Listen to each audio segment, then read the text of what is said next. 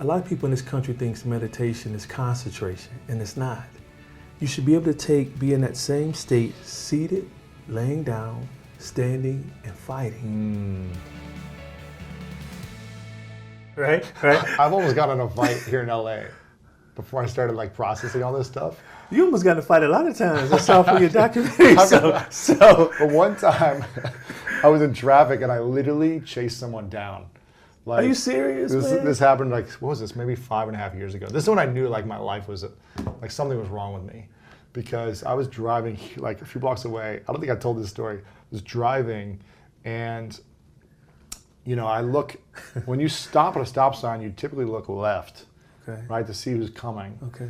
And I pulled too far forward, and I guess there was a runner coming by on the right. So I turned, and he's like coming up, and he ran into he like stopped, but then he punched the car, right? Because he was like, "Why didn't you see me?" type of like action. Okay. No, that was a trigger. That was like abuse from the past trigger.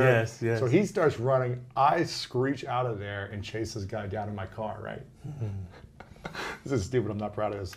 I chase him down. He starts running away. I chase him down. I start screaming at him like, "Stop! Let's talk to man, right?" And then I finally like pull over and go after him, and he starts going the other way. And I was just like, "It's a good thing he didn't come up to me because I probably wouldn't have had the control to like not want to fight him." And you probably wouldn't be here right now. Maybe. Yeah, it's yeah, assault, might be, you know. Yeah. And so with that said, imagine starting at home, sitting still, processing it there, and then being able to walk with it. So in this country, a lot of training I've been through as far as meditation, a lot of people in this country thinks meditation is concentration, and it's not. You should be able to be in that same state, seated, laying down, standing, and fighting. So and people say, "Well, man, no, you just a unique guy." No, I get angry when things like that happen. But I quickly start processing. It's like a computer. Is this worth it? To go down the line. This is it. Process your emotions. Are you feeling? Is this accurate? Why would you go here?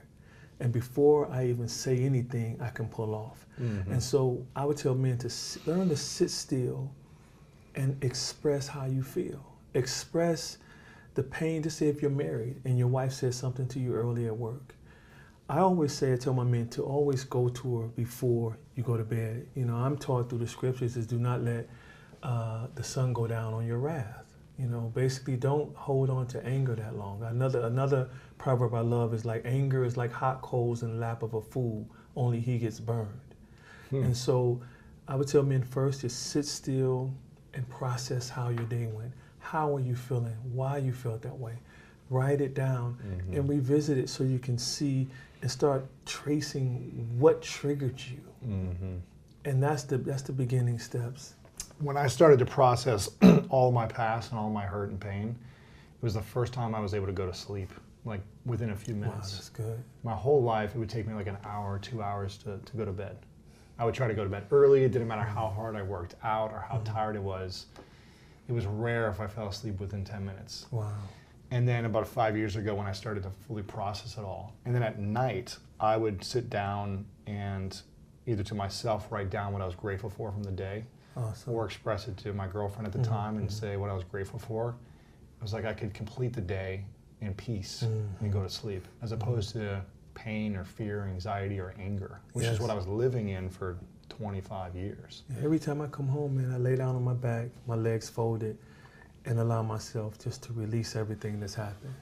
I'm okay, I've given my best for the day. I'm not staying up late because I have to get up early, and I'm done, it's finished. And so that's the benefit of being able to not be a slave to your emotions. Another one of my martial art instructors told me, emotions are great servants but poor masters.